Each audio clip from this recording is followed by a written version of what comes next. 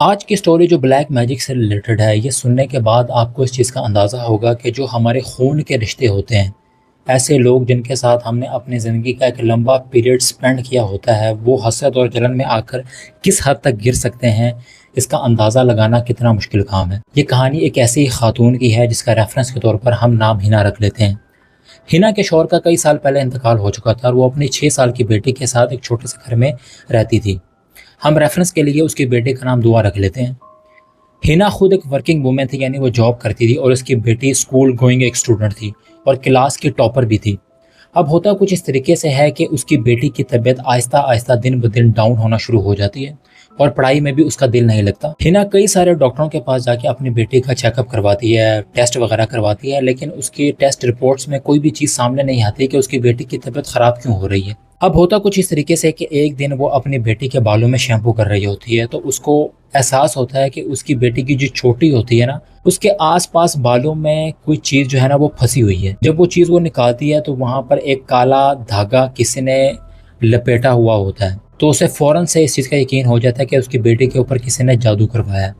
اس کا پہلا شک اسکول کی آیا کے اوپر جاتا ہے، جس کو ابھی نیا نیا اسکول والوں نے کام پر رکھا تھا۔ وہ آیا سے پوچھتی ہے تو آیا کہتی ہے کہ اسکول والوں نے اسے سختی سے منع کیا کہ وہ کسی بھی اسٹوڈنٹ کو ہاتھ لگائے، اور اس کی بیٹی کے اوپر کالا جادو کروانے سے اس کا کیا فائدہ ہوگا، اسے کیا حاصل ہوگا۔ ہنا وہ تعویذ لے کر ایک رقیہ کرنے والے کے پاس، ایک دم کرنے والے کے پاس لے کر جاتی ہے، اور جب وہ رقیہ کرنے والا اس تعویذ کو کھولتا ہے تو اس کے اندر سے ایک تعویذ نکلتا ہے، اور وہ تعویذ جب کھولا جاتا ہے، وہ پیپر ہوتا ہے، وہ پیپر جب کھولا جاتا ہے تو اس کے اوپر اس کی بیٹی کا نام لکھا ہوتا ہے اور ساتھ میں اس کی ڈیٹ آف برتھ لکھی ہوتی ہے۔ اب یہ جو ڈیٹ آف برتھ والی بات تھی، یہ ہنا کے دماغ میں بیٹھ گئی۔ اس نے کہا ایسا کون سا شخص ہوگا کہ جس کو اتنی ساری قریبی انفارمیشن ہے، یعنی یہ جو انفارمیشن ہوتی ہے ڈیٹ آف برتھ والی، یہ تو اس کے قریبی لوگ، یہ جو خون کے رشتے ہوتے ہیں، ان کو ہی پتہ ہو سکتی ہے۔ تو جب اس نے انویسٹیگیشن کی، چھان بین کی، تو اس کو پتہ لگا کہ یہ تعویذ، یہ کالا جادو اس کی اپنی ہی سگی بہن نے کروایا ہے،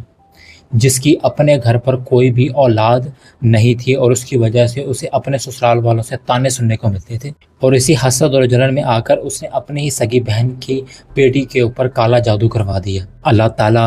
ہمیں ایسے لوگوں سے محفوظ رکھے، ہمارے معصوم اولادوں کو، ہمارے بیٹیوں اور بیٹوں کو ایسے لوگوں سے محفوظ رکھے جو خون کے رشتوں کا بھی احساس نہیں کرتے،